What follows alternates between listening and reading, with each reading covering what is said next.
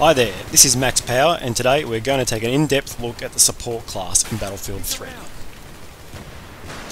The support class, believe it or not, is designed to support other players. This is done through resupplying ammo, suppressing the enemy, destroying vehicles, and just general mayhem. While the support class is quite handy as a solo player, they really excel when in a team that is worth backing up. From your ammo crates right through to the mortar and C4, the support class is one of the most useful kits and can literally mean the difference between your team winning and losing a round. The support class's main weapon is a light machine gun, otherwise known as an LMG. The light machine gun is not only useful for mowing down enemies, but also for laying down round after round of suppressing fire, forcing your opponents to keep their heads down or to retreat altogether. Suppressing fire is very useful if you are on the team laying it down, and very annoying and hard to deal with when you are on the receiving end. It essentially blurs the vision of the player on the receiving end and also dampens sound. This allows for teammates to advance towards or flank the enemy. Suppressing fire will also allow for engineers to move in with rocket launchers and attack vehicles, while they otherwise would not have been able to get a clean shot without being shot at themselves. The main weapon you choose to use is generally a matter of personal preference. It will depend on your playstyle and what your team is doing. Before I get into the specific weapons, you need to understand how damage works in Battlefield 3. Basically, each weapon has a base damage. This number is the amount of damage that the weapon does at a range of approximately 10 meters. This damage then decreases on a sliding scale as the distance gets larger until it reaches a certain distance where the damage flattens out. A visual chart of this damage looks like this. For the purpose of this video, I will list the base damage and the minimum damage at maximum range. The M27 and RPK-74M are the basic starter LMGs, although they are by no means inferior weapons. These weapons are fast at reloading and have a slightly higher RPM and bullet velocity than most of the alternatives. These guns are favoured by a more mobile player. The M27 has a base damage of 25. The damage flattens out to 17 at a range of 50 meters, up to a maximum of 975 meters. It has a firing rate of 750 rounds per minute and a bullet speed of 650 meters per second. The reload time when not empty is 1.8 seconds and 2.5 seconds when empty. The mag size of this weapon is 45. The RPK-74M has a base damage of 25, flattening out to 17 at 50 meters up to a maximum of 900 meters. It has a firing rate of 700 rounds per minute and a bullet speed of 600 meters per second. The reload time when not empty is 3 seconds and 4 seconds when empty. The mag size of this weapon is 45. The M249 is one of the most popular guns used. It has one of the highest DPSs and a mid-range reload time. Its vertical recoil is also much better than some of the other LMGs. The M249 has a base damage of 25. The damage flattens out to 17 at a range of 50 meters, up to a maximum of 930 meters. It has a firing rate of 800 rounds per minute and a bullet speed of 620 meters per second. The reload time is a standard 6.2 seconds. The mag size of this weapon is 100.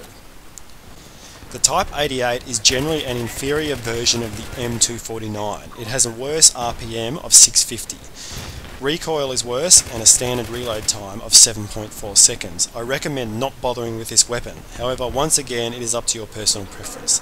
The mag size of this weapon is 100.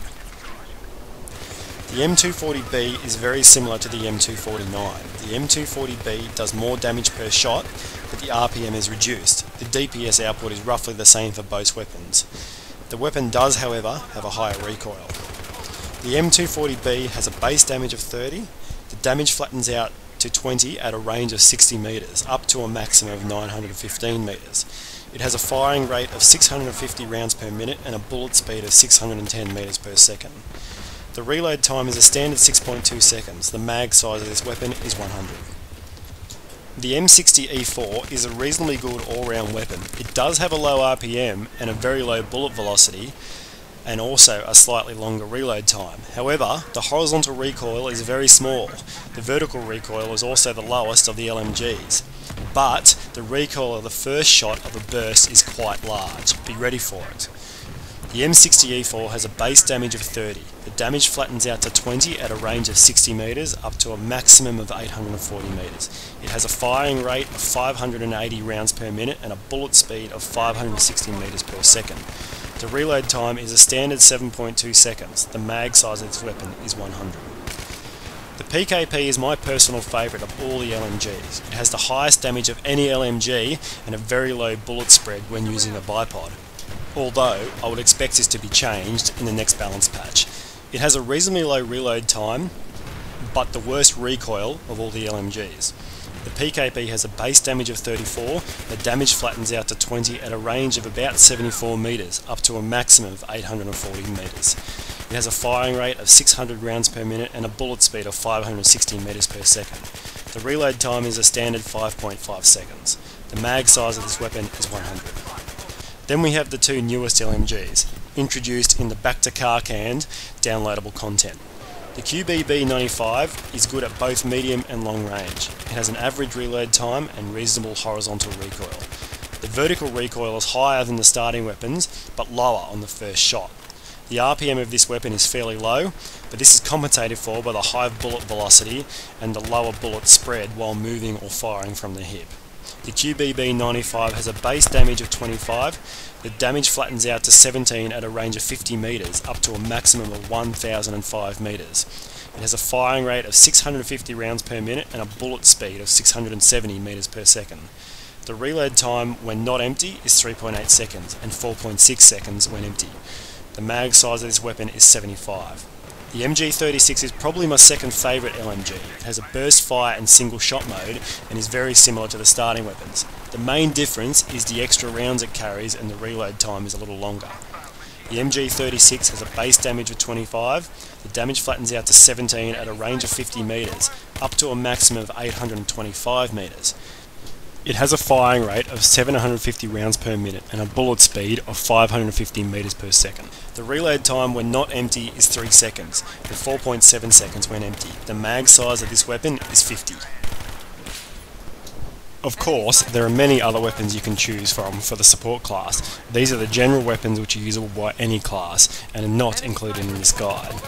That said, be ready to whip out your pistol at a moment's notice. Getting out your pistol is much quicker than reloading and can mean the difference between life and death.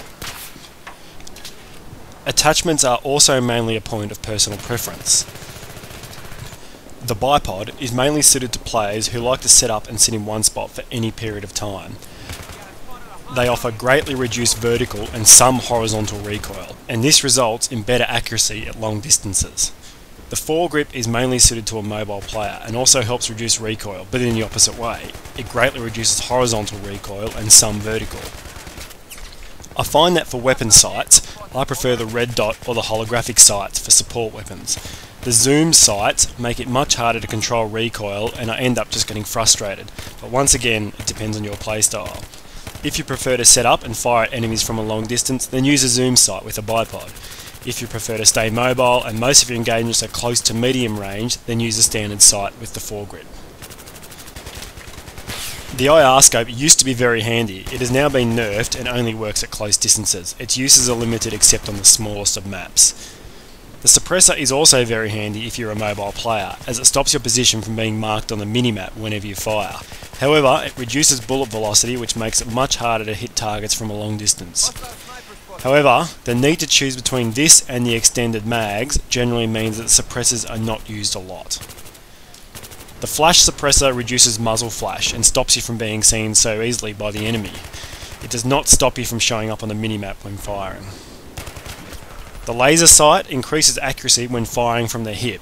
If you are a player that is constantly on the move, this may be of some use. It has no effect when aiming down the sights. The flashlight blinds enemies from close range. It will work whenever you're pointing your weapon at them, but be careful because this also happens to your teammates. If you're in close range firefights a lot, then give this a go. Extended mags are a must-have for support. They double the size of your mag and mean that obviously you don't have to reload as much. This is important for the support class due to the longer than standard reload times. Probably the single most useful piece of kit you have at your disposal as a support soldier is the ammo crate. This is a box of ammo that you literally throw on the ground and your teammates can rearm themselves from it. Every single class benefits from this, whether it's an engineer needing more rockets or a sniper who needs a new softlam because theirs was destroyed. Everyone loves ammo crates. Remember, grenades are also restocked from these crates. You should be almost constantly throwing these out whenever you get the chance, especially in areas where your team is grouping up and using a lot of ammo such as bottlenecks and flags.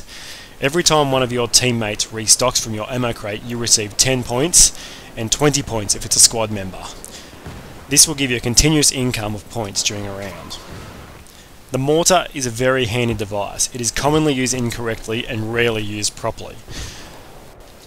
When used properly, the mortar can be very handy at removing dug-in troops, taking down a camping tank, or my favourite, killing other enemies using mortars. The mortar is a deployable piece of equipment that has unlimited ammo. When deployed, a small map comes up on the screen and you may aim at the ground within a certain range of your deployed location. When the fire button is clicked, a shell is loaded into the mortar and fired, hitting the ground where the crosshairs are shown on the map. Care should be taken where you set it up.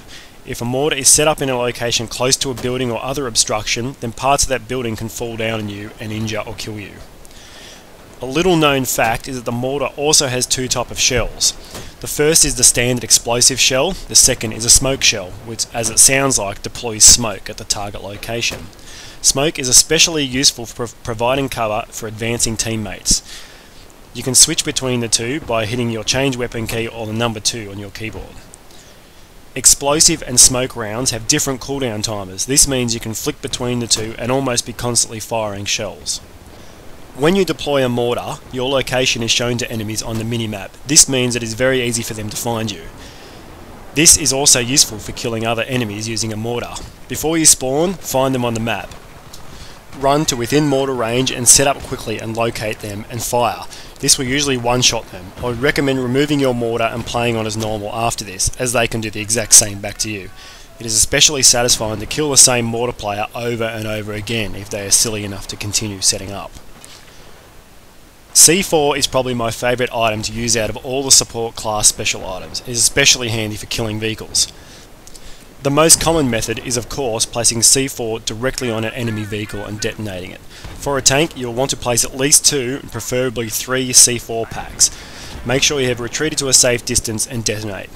Most of the time this will one-shot the tanks, making you more effective as a vehicle killer than an engineer with a rocket launcher. Of course, this can take some skill to get used to, and getting to the tank without being seen can be quite difficult. This is most likely to be successful when approaching the vehicle from behind and when the guns are busy focusing on our other targets. Also be wary of the enemy leaving the vehicle to kill you. Always have your gun ready. When using this method, be wary of the enemy infantry and proximity sensors. No one wants to be C4'd and the enemy will do anything they can to kill you before you detonate your explosives. Remember, even if you only disable the vehicle, it is still a huge help to your team. My favourite use of C4 is to create the good old car bomb. This is done by placing as much C4 as possible in a buggy and driving it towards an enemy vehicle. Once you get close enough, jump out, let the vehicle roll towards the enemy vehicle and detonate. It is very satisfying to continually take down vehicles in this manner. This technique can also be used against soldiers and on jets or helicopters if you are working as a team. You can also alternatively lay C4 on a commonly used piece of road and wait for an unsuspecting tank or other vehicle to drive over it. Detonate the C4 and enjoy the points. In some circumstances, such as Operation Metro, C4 is also handy for killing infantry from around the corner. Simply run up to the corner, throw a C4 pack down, retreat and blow it. If there is anyone close enough, you will get numerous kills. C4 can also be used to remove enemy mines and explosives. In the rush game mode, C4 is very handy for defending the MCOM station. Place a few blocks of C4 around the objective and wait for the enemy to run up and arm it. Detonate and take the kills. You can also use this in a similar way to defend a flag in the Conquest game mode.